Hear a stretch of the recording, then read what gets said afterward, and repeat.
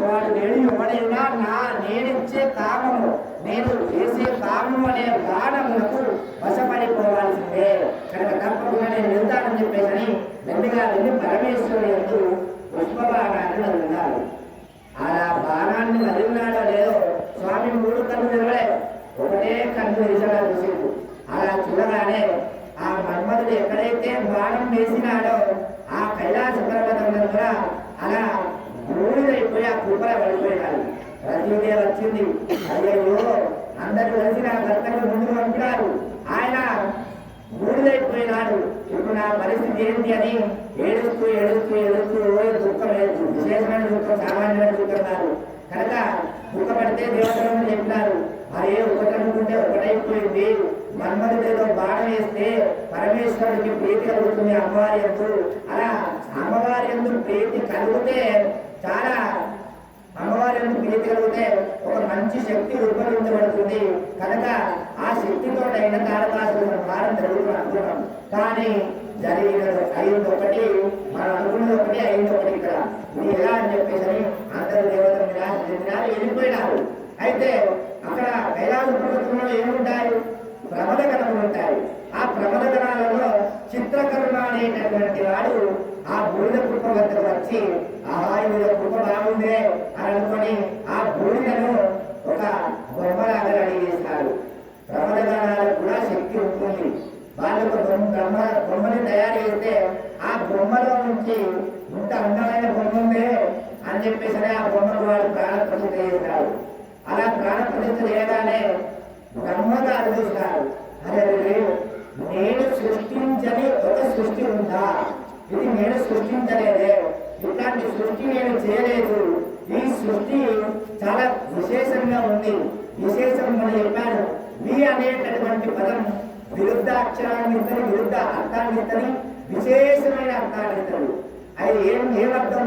వి అంటే విధవ అంటే అది కొంచెం అమంగళకరంగా ఉంటుంది. విచిత్రం అంటే చిత్రములలో చాలా శ్రేష్టమైనది అని చెప్పచ్చు. అలా ఇది చాలా అందంగా ఉంది అని అనుకున్నారు. కానీ గంగారు నిజంగా అందంగా ఉండడం కూడా చీ అన్నారు. సంస్కృతం అంతా చీ అనేటటువంటి పదానికి అనేక అర్థాలు ఉంటాయి. అయితే ఆ చీ అనేటటువంటి పదంతో అక్కడ ఉన్నటువంటి చిత్రకర్మ భండ అన్నాడు.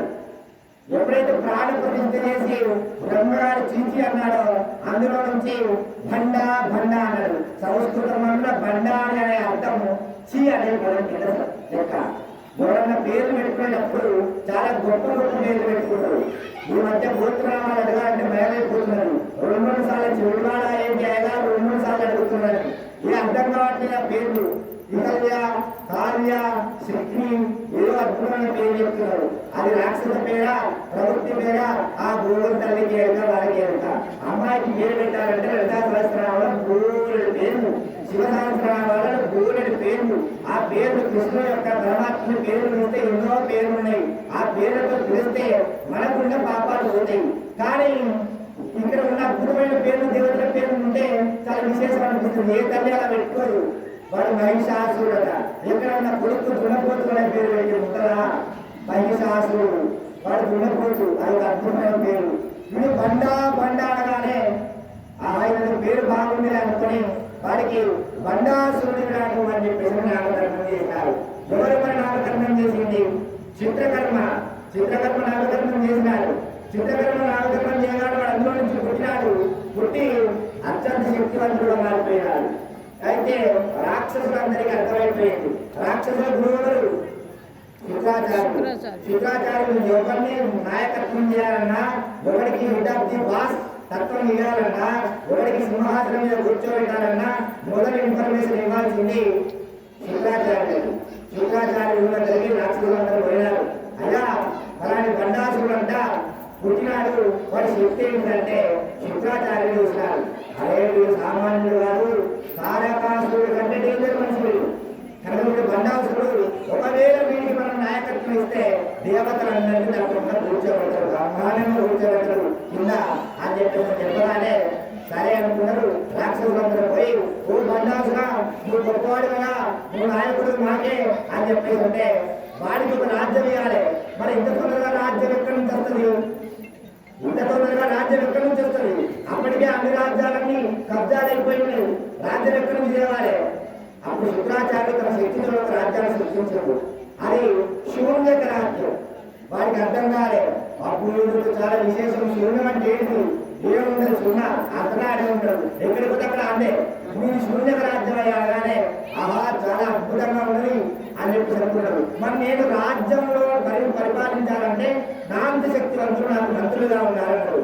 నీవే గొప్పవాడి, నీ మంత్రులను నువ్వే సృష్టించుకోవాలంటే వాడి శరీరంలోంచి ఇద్దరిని సృష్టించుకున్నాడు. ఒకడు విశుద్ధుడు, రెండు విషంగుడు. ఇలా ఇద్దరు సృష్టించగానే ఈ ముగ్గురు కలిసినారు. ముగ్గురు దొంగలు రాజ్యాలు పంచుకున్నట్టుగా ఇక వీళ్ళు ముగ్గురు కూడా రాజ్యాలు పంచుకున్నారు. ఎవరు? విషంగుడేమో పాతాళ లోకానికి వెళ్ళిపోయాడు, భూలోకానికి విశుద్ధుడు వచ్చినాడు. దేవతల దగ్గరికి ఎవరు వెళ్ళారు? బండాసుడు వెళ్ళారు. అయితే ఈ ముగ్గురులలో బండాసుడితో ఒక అద్భుతమైన వరం ఉంది, శక్తున్నారు. వాడు పుట్టమనే అద్భుతమైన శక్తులు పుట్టిండు. అది కర్మ. వాడు పోవడానికి వాడు సృష్టించుకునే శక్తులు. ఏం శక్తులు? ఎవడన్నా ఎదురుపై యుద్ధానికి వచ్చినాడు అనుకో, వాళ్ళలో ఉన్న సగం బలం బండాసుడు వచ్చేస్తుంది. ఎదురుగా ఉన్నాడు కూడా నచ్చి యుద్ధం చేద్దామని బయలుదేరితే బండాసుడికి ఎదురుగా ఉన్నవాడి బలం మొత్తం సగం వచ్చేస్తాడు. అలా బండాసుడి దగ్గరికి ఎవడి మీద పడ్డా సగం బలం అయిపోతుంది బండాసుడికి. బండాసుడు బలవంతుడిగా మారిపోతున్నాడు. అంతటా చాలా ఇబ్బందులు అయిపోతున్నాయి. అరే ఇంత ఇబ్బందులు అయిపోతున్నాయే ఎలా అని చెప్పేసి అక్కడ దేవతలందరూ భయభ్రాంతులకు అయిపోతున్నారు. ఎవరికి యుద్ధానికి వెళ్ళే ప్రయత్నం చేస్తారు. ఎందుకంటే సగం బలం వెళ్ళిపోతున్నారు, 50% బలం వెళ్ళిపోతున్నారు అపోజిటానికి బండాసుడికి. ఇక విషయంలో ఏం చేసినాడు? పాతాళ లోకంకి వెళ్ళిపోయినాడు. అక్కడ ఉన్నటువంటి పాతాళ లోకం మొత్తం కబ్జా చేసేసినాడు. వాళ్ళకున్న శక్తితోటి వాళ్ళందరినీ బందీ చేసినాడు. విశుక్రుడు భూలోకానికి వచ్చినాడు. ఇక్కడ పెద్ద సమస్య వచ్చిపడింది. భూలోకం రాబోయేసరికి భూలోకంలో అందరికీ ఒక రసం ఉంటుంది. ఏం రసం? నీరసం ఏమనుకునేది భూలోకంలో అంటే కోరికలు అనేటటువంటి రసం ఉంటుంది. అది చాలా శ్రేష్టమైనది. కుంభకులు రావాలి, చాలా అద్భుతంగా పూజలు చేసుకొని మనం అందరం ఒక ఉత్సాహంతో బయలుదేరచ్చు. కుంభకులు తీసుకున్నాం. చేసుకోవాలనేటువంటి ప్రీతి, ఆలోచన, ఇష్టం ఉన్నది ఏదైతుందో అదొక రసజ్ఞత. అది రసజ్ఞత. అయితే ఆ రసజ్ఞత లేని వాటికి ఏముంటుంది అంటే నీరసమే ఉంటుంది. కొన్నిసార్లు వేదాంతం నీరసంతో ఓడుస్తారు. ఎలా అంటే ఏమున్నదిలే అంతా మాయే, ఏమున్నది దేని అందు అనగాల లేవు అంటారు. రెండు రకాల శ్రేష్టములు ఉంటాయి భూమి పైన. ఒకటి వేదాంతం పూర్తిగా అర్థమైపోతే వాడు జ్ఞానిగా మారుతాడు. జ్ఞాని అన్నిటినీ ఒకేలా చూస్తాడు, ఏది పట్టించుకోడు. కొంతమంది సోమరిపోతులు కూడా జ్ఞానిలాగా తయారవుతారు.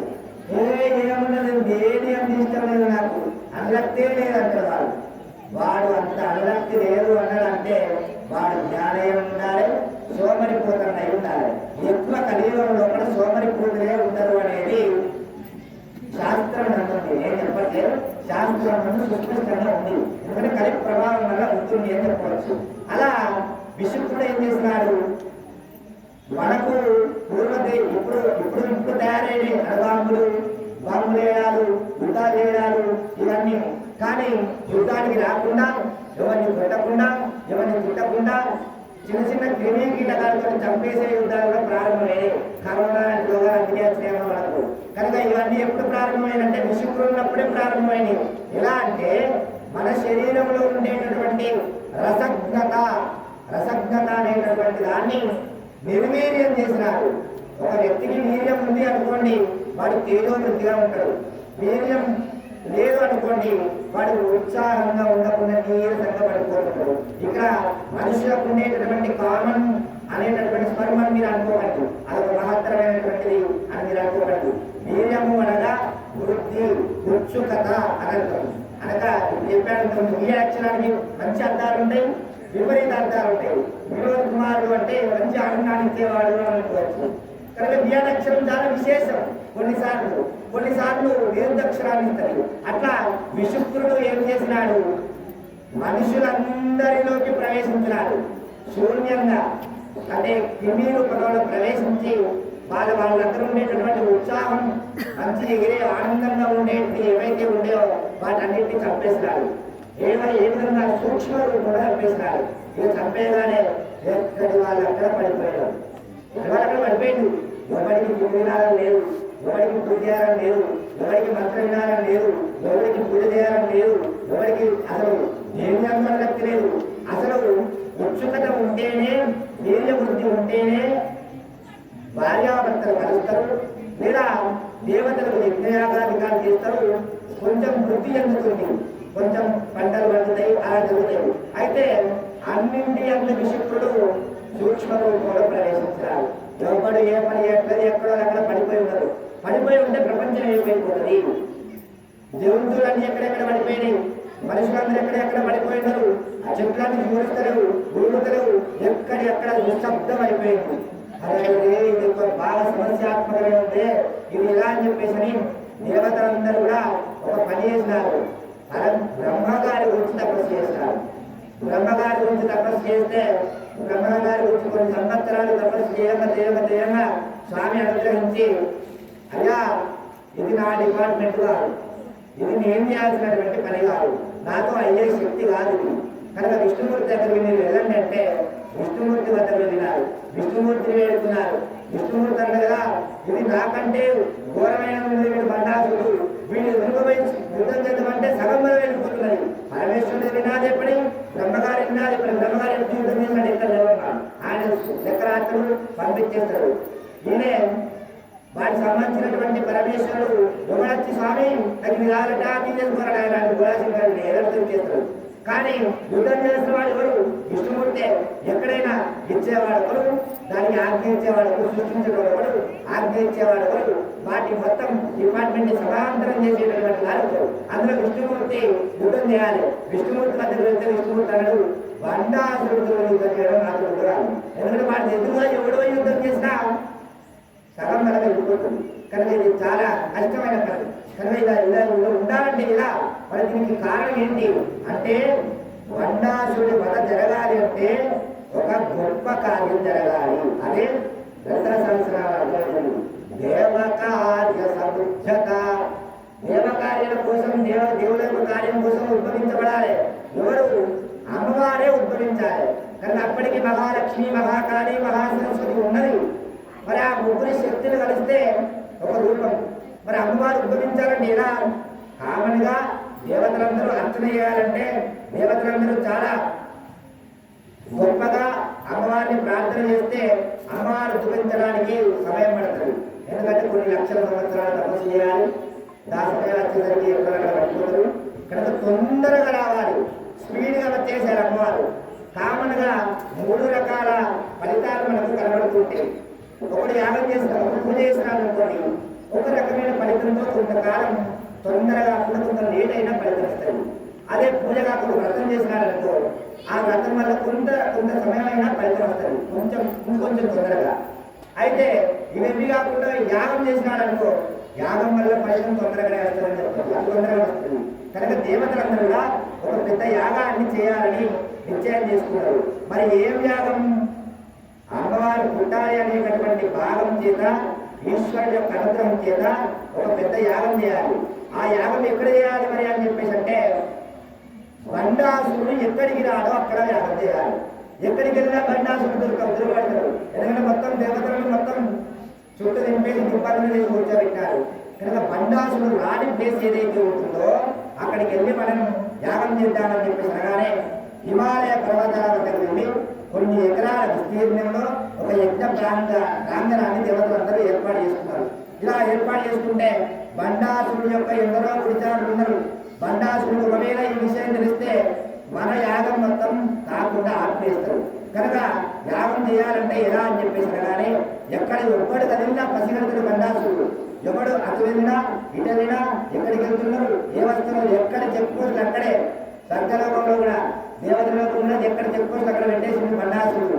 ఎవరెక్కడికి వెళ్ళాలన్నా చెప్పుకోవచ్చు దాటిపోయేటప్పుడు దొరికిపోతారు. కనుక ఇదంతా సమస్య ఎట్లా అని చెప్పేసి అనగానే మహావిష్ణువు చెప్పినాడు, ఇలా కాదయ్యా, అని మీరు వెళ్ళని ఒక పెద్ద యాగం చేద్దాను. ఆ యాగం ఏంటి అంటే, నేను ఒక అద్భుతమైనటువంటి కాంతను సృష్టిస్తా. ఆ కాంతను సృష్టిస్తే ఆ కాంతలతోటి వాడు భోగం అనుభవిస్తాడు. కనుక రాక్షసులకు ఒక ప్రవృత్తి ఉంటుంది. ఎప్పుడు స్త్రీలోనే కామంతో ఎప్పుడు రసజ్ఞత పొంది ఉంటుంటారు. కనుక బండాసురుడికి ఒక వీక్నెస్ పాయింట్ ఉంది. ఏంటి అంటే ప్రపంచంలో ఎప్పుడు అనుభవించదు, నేను ఒక్కరిని అనుభవించాలి, నా ఒక్కరికే ఉండాలి. మన మనుషులలో కూడా అట్లాంటి సహజ లక్షణం ఉంటుందమ్మా. అమ్మో అది నా ఒక్కదాని దగ్గరనే ఉండాలి. అట్లాంటి నక్లెస్ ఇంకో దూరం అమ్ముకున్నాడు అంటే మహా దోషం. తెల్లారి దిగాలు కలిసిపోయింది ఏది తయారని చెప్పేమంటాం. మనకు అంత ఒప్పుకోవాలమ్మా. ఎందుకంటే పక్కింట్లో అలాంటి కారు ఉంటున్నాడు, నెలకు ఇంకో కారు రాపిస్తున్నాం. అది మీది ఆ పదే మీది మరి సేమ్ కారు ఒకసారి అన్నట్టు చూసి మా ఆయన జాబ్ ఏంటి, మా ఆయన కట్టేది, మా ఆయన గారిది నెలకు 1,80,000 జీతం, వీడు 20,000 జీతం ఉన్న మనిషే వీడు సేమ్ కారు కొనుక్కొని మీది మాది సేమ్ కారు అదినే అని అంటున్నది. అర్జునుడు కారు మార్చేయాలని చెప్పేసి ఏదైనా వ్యక్తి కారు మార్చుకుంటారు మాత్రం. కనుక ఇది రాక్షస ప్రవృత్తే. కొన్నిసార్లు కొన్ని లక్షణాలు మనలో ప్రవర్తిస్తూ ఉంటాం. ఎందుకంటే కలియుగం అది, కలియుగ సహజ లక్షణం. ఒకరికి ఉన్నది మనకు ఉన్నది అంటే అమ్మో వాడికి అసలే ఉండదు, వాడు అక్కడికే ఉండాలనుకుంటాం. ఉంటుందా ఉండదా? కొన్నిసార్లు నాకే అనిపిస్తుంది ఉన్నాయంటే తీసుకుపోయి మా ఇంట్లో అమ్మాయికి ఎంత బాగుంది అనిపిస్తుంది. ఇది రాక్షస ప్రవృత్తి అంటే అది రకమైన మంచి ప్రవృత్తి రాక్షస ప్రవృత్తి. అలా దేవతలందరికీ ఒక ఆలోచన పుట్టింది, వీడు ఎక్కడికి వెళ్ళినా మనం ఇబ్బంది పెడతాడు. కానీ హిమాలయ పర్వతాలకు వెళ్ళాలంటే అక్కడ కూడా ఉంటాడు. కానీ వీడిని లేకుండా చేయాలని విష్ణువు పుట్టి ఇద్దరు కాంతలను సృష్టించారు. ఇద్దరి కాంతలను సృష్టించి వాడి వద్దకు పంపించినాడు. ఇక వారిద్దరితో వాడు విశేషంగా రతిలో మునిగిపోయినాడు. అలా మునిగిపోయిండగా ఈ దేవతలందరూ హిమాలయ పర్వతం వద్ద ఒక పెద్ద యాగాన్ని చేసి ఆ యాగంలో నుంచి ఒక అద్భుతంగా యాగం చేయడానికి వరుణుడిని నిర్ణయం చేసినారు. ఇలా ఇప్పుడు నిర్ణయం చేయగానే మరి ఎవరిని పిలవాలి, ఎవరికి యాగం చేయాలి, ఎవరిని పిలిస్తే వచ్చి దేవతల మండలం నిర్వహిస్తారు అంటే పరమేశ్వరుని సృష్టించారు. పరమేశ్వరుని కోసం తపస్సు చేసినారు ఆ యాగం వద్ద. ఎవరిని బ్రహ్మాండంలో ఉన్నటువంటి అందరినీ కూడా దేవతలందరినీ పిలుస్తారు. పిలిచి యాగం చేయడానికి ప్రయత్నం చేస్తే అప్పుడు ఆ యాగంలో బయటికి బ్రహ్మాండంలో నుంచి పిండాండంలో నుంచి బ్రహ్మాండంలోకి ఒక తేజస్సుని ప్రవేశపెట్టినాడు పరమేశ్వరుడు. ఇలా ఎప్పుడైతే ప్రవేశపెట్టినాడో ఆ ప్రవేశపెట్టినటువంటి రూపంతో ఒక అగ్ని పుట్టారు. యజ్ఞం చేయాలంటే ఏం కావాలి మనకు? కామను మనం ఏం చేస్తాం? అగ్నిపుల తీసుకుంటాం, కర్పూరం పెడతాం, రామను కూడా చేస్తాం. కానీ అన్ని హోమాలు కూడా చేయడానికి ఉంది. ఒక యాగం చేయాలంటే అగ్ని మథనం చేయాలి. కర్రతో పెట్టి ఆ అగ్ని మథనం చేస్తే అందులో నుంచి వచ్చినటువంటి అగ్నితోటి యాగం చేస్తాం. అది మనుషులమైన మనం. మరి తొందరగా అమ్మవారు పుట్టాలి. ఇలా సాక్షి ఇలా పుట్టడానికి కారణం ఎలా అని చెప్పేసి అన్నప్పుడు పరమేశ్వరుడు వచ్చి అనేక విధాలుగా వస్తు విశేషంగా ప్రార్థన చేస్తున్నాడు. ఏమని? జగదేవ కాలకాల మహారూప తత్పుర్య శీతశైలమైన శరుల దేకాల దినమృత్యు జయదేవ శంభో దయ చంద్రమూరి సమీంద్రులేక మృగేంద్రచరణ అని ఇలా అనేక రకాలుగా స్వామిని ప్రార్థన చేసినారు. అప్పుడు ప్రార్థన చేస్తే ఆ ప్రార్థన ఉన్నటువంటి పరమేశ్వరుడు ఉద్భవించినాడు. దేవయా ఎందుకోసం నన్ను పిలిచినారు అని చెప్పేదంటే అప్పుడు చెప్తారయ్యా బండాసుడు చాలా ఘోరమైన ప్రయత్నం చేస్తున్నాడు. ఈ ప్రయత్నం చేస్తే ఈ ప్రయత్నంలో మేము తట్టుకోలేకపోతున్నాం. అప్పటికే విషుకుడు భూలోకాన్ని మొత్తం స్తంభింపజేసినాడు, పాతాళంలో విషముడు చేసినాడు. కనుక మేము యాగం చేద్దాం అనుకుంటున్నాం. ఒక అమ్మవారిని ఉద్భవించడం కోసం, ఒక శక్తి ఉద్భవించడం కోసం. ఆ శక్తికి ఉద్భవించాలంటే మాకు యాగానికి సంబంధించినటువంటి అగ్ని కావాలి. ఆ అగ్నిని మీరే సృష్టించాలంటే అప్పుడు స్వామి సరే అన్నాడు. మరి ఎన్ని రకాల అగ్నులు ఉన్నాయి మనకు అని చెప్పేసి అంటే ఒకటి గాలిక ప్రత్యాగ్ని, ఆహ్వానీయాగ్ని, చీలగ్ని, దక్షిణాగ్ని. ఈ 3 అగ్నులు ఉన్నాయి.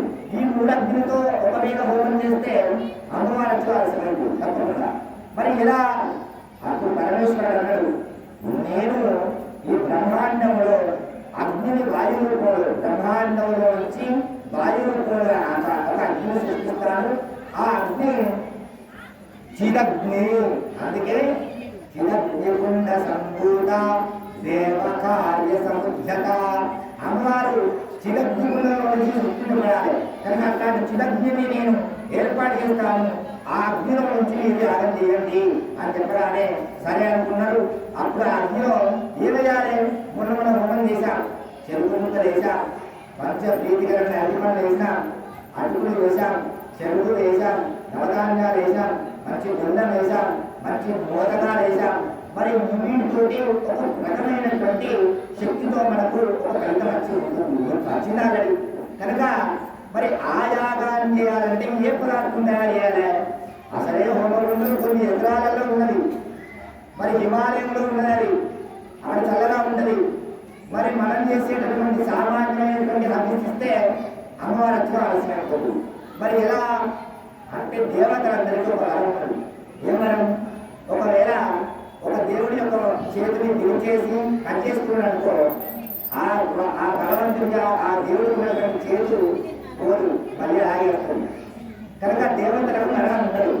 కనుక మీరందరూ ఏం చేయాలని పరమేశ్వరుడు అడిగితే పరమేశ్వరుడు చెప్తారట, మీకు మరణం ఉండదు. కనుక మీరు ఆహాహారాలు చెబుతూ హోమం చేయాలి.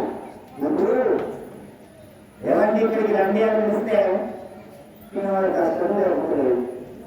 కొంచెం దూరంలో ఉన్నాడు సార్ ఇక్కడికి రండి అంటే అర్థం కొంచెం వాయిస్ తీసాను. ఎవరిని అంటే ఓసారి ఉంటా అంటారు. నాకు వచ్చారు ఎవరో దూరం ఉన్నాడు, ఎవరు చెప్తారు? ఫోన్ చేస్తారు కాదు కదా, మాట్లాడకండి. ఫోన్ చేస్తారు. ఎవరు ఫోన్ చేస్తారు? మరైతే ఫోన్ చేస్తారు, ఆహాహారాలు చేస్తారు. ఓసారు వినబడితేనే కానీ తొందరగా అని గట్టిగా పిలుస్తారు. కొంచెం కోటలు వస్తారనుకోండి, ఏమంటారు. అట్లా మీరు ఆర్తితో కూడుకున్న ఆహారాలతో మీరు హోమం చేయాలని పరమేశ్వరుడు ఉంటారు. ఎలా అంటే మీకు బలం లేదు కనుక మీ శరీర భాగాలను తీసి పోసి వాటితో హోమం చేయండి, అందులో నుంచి ఒక శక్తి ఉద్భవిస్తుంది అని చెప్పగానే దేవతలందరూ కూడా కలిసి ఆ శరీర భాగాలతో హోమం చేయడం ప్రారంభిస్తారు. ఇప్పుడు చిన్నగా రంధ్రం పడితేనే రక్తం చూస్తే బీపీ డౌన్ అయి ఓ చేతి పోసిందనుకో, అమ్మో నా చేతి పోసిందని చెప్పేసి హాస్పిటల్ ఉంటారు. ఒక చేతి విరిగితే అమ్మో మా ఆయన చేతి చూడలేకపోయినా చాలా బాధ అయిపోయింది నాకు అనుకుంటారు. అంటే చిన్న విరిగినటువంటి భాగాన్ని చూస్తేనే మన మనసు తట్టుకోదు, తరించుకోబోతుంది. అట్లాంటిది దేవతలందరూ వారి వారి శరీర భాగాలను కోసి హోమం చేస్తున్నారు. వాళ్ళకి ఎంత వారి వారి ఎంత ఫీలింగ్ ఉంటుంది. అలా ఆహాహారాలతో చెందుతూ ఒక యాగాన్ని చేసినారు. ఆ యాగంలో నుంచి పుట్టింది అమ్మవారు. ఎవరు? లలితాపరమట్టానికి పుట్టింది. విశ్వపాలిని జగదంబ మాతాకి. అలా ఆ చిదక్తి కుండలో నుంచి పుట్టినటువంటి తల్లి లలిత అమ్మవారిగా పైకొచ్చింది. ఇలా కొంతకాలం యాగం అయిపోయింది. యాగం తర్వాత అమ్మవారు ఉద్భవించింది.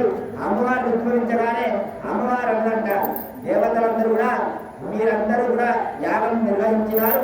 ఈ యాగంలో నుంచి నేను పుట్టినాను, మాంసకృతులతో పుట్టినాను, మీకు ఏ సమస్య వచ్చింది చెప్పవలసింది అనగానే అప్పుడు చెప్పినారట, అమ్మా అత్యంత ఘోరమైనటువంటి స్థితిలో మేమందరం ముందు ఉన్నాం. ఎలా మీరు ఆవిర్భవించడానికి గల కారణం ఏంటంటే బండాసురుని వధ చేయాలి అని చెప్పగానే సరే అని చెప్పేసి మనకు ఉన్నాం. బండాసుర వధోత్త రంగశాస్త్రాలు చదువుతారుగా మీరు గట్టిగా. శక్తి సేవా సంబంధంగా బండాసురుడి వధ కోసమే పుట్టింది తల్లి. ఆ వసింగారి దేవతలందరూ బండాసురుడి వధ కోసం ఆ అమ్మవారిని చాలా సృష్టింపజేయడానికి చాలా రూపకంగా ఆహాహారాలు చెబుతూ దేవతలందరూ కూడా అమ్మవారిని సృష్టించడం కోసం వారి వారి శరీర భాగాలను పోసి హోమం చేసి అందులో నుంచి అమ్మవారిని సృష్టింపజేస్తారు. ఇలా ఎందుకు వచ్చిందో కష్టం నాకు తెలియదు. ఋషులందరూ కూడా అమ్మవారిని గొప్పగా ప్రార్థన చేసినారు. అమ్మ మాకు ఈ కష్టం ఎందుకు వచ్చిందో తెలియదు, ఈ గొప్ప అనుగ్రహానికి హేతువు నువ్వే. ఒకవేళ పాము విషం వైద్యుని చేతిలో పడిందనుకో, అది ఎక్కడి నుంచి వెళ్ళిందో ఎక్కడ ఎలా ఉందో ఆ ఉన్నటువంటి విషాన్ని ఎలా తీసివేస్తాడో వైద్యుడు, అలా మాకు వచ్చినటువంటి కష్టాన్ని నీవు తీసివేయాలి అని చెప్పేసి ఆ అమ్మవారిని ప్రార్థన చేస్తే అప్పుడు అమ్మవారు సరే సంతోషం అని చెప్పేసి అన్నది. మరి అప్పటికి అమ్మవారికి పేరు పెట్టలే. అమ్మవారు ఉద్భవించింది. ఉద్భవించినటువంటి తల్లికి అమ్మవారికి పేరు పెట్టలేదు. ఏం పేరు పెట్టినారు? దేవతలందరూ కూడా కలిసి అంటే లలిత అని పెట్టినారు. మా అమ్మ పేరు లలితే కనుక లలిత అని పేరు పెట్టినారు.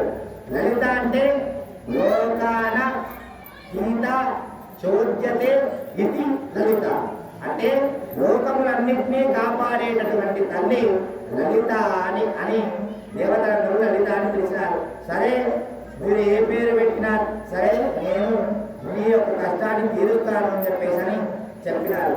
ఇలా చెప్పగానే అందాన్ని ఎప్పుడు కూడా తల్లి అందాన్ని విడదీయకూడదు. ఇది ఒక ధర్మం. కానీ అమ్మవారు ఎలా ఉంది అంటే చాలా శ్రేష్టముగా ఉదయం మీకు చెప్పినటువంటి ఏదైతే అమ్మవారి యొక్క వైభవంలో ఆవాహనలో అమ్మవారి కాళ్ళు, అమ్మవారు పెట్టుకున్నటువంటి చీర, అమ్మవారు పెట్టుకున్నటువంటి గడ్డాలు, అమ్మవారు వేసుకున్నటువంటి నగలు ఇవన్నీ రూపం ఎవరిదే అంటే లోకానతీత చౌద్యతేది లలిత అన్నట్టుగా లలిత అమ్మవారిదే మొత్తం మీ అందరికీ రూపాన్ని నేను చెప్పి ఉన్నాను. అలా తల్లి ఉద్భవించింది. అలా ఉద్భవించినటువంటి తల్లి బ్రహ్మాండములలో ఉన్నటువంటి ఆమె దయాస్వరూపిణి. ఆ దయాస్వరూపిణి ఇలా మాట్లాడింది. అమ్మ మాట పట్ల మనకి ఎంతో ప్రేమ ఉంటుంది. ఎట్లాంటి ప్రేమ ఉంటుంది? అమ్మలో అందం చూడం. ఏ స్థితిలో ఉన్నా సరే అమ్మ అమ్మే. అమ్మ అందాన్ని పెంచినారంటే వాళ్ళంత మూర్తుడు ఈ లోకంలో ఉంటాడు. మా ఆవిడ కంటే మీ ఆవిడ చాలా బాగుంటుందిరా అనే దుర్మార్గుడు ఉంటాడు కావచ్చు ఈ యుగంలో.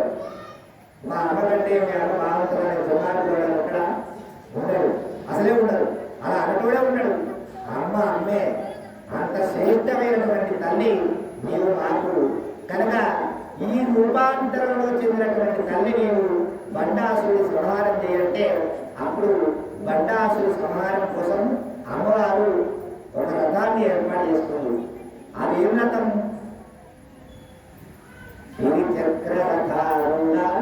గిరిచక్రంతో ఉన్నటువంటి రథాన్ని అమ్మవారు తయారు చేసింది. ఈ యుద్ధానికి ప్రారంభమైంది. ఇక్కడి వరకు లలిత అమ్మవారి యొక్క వైభవం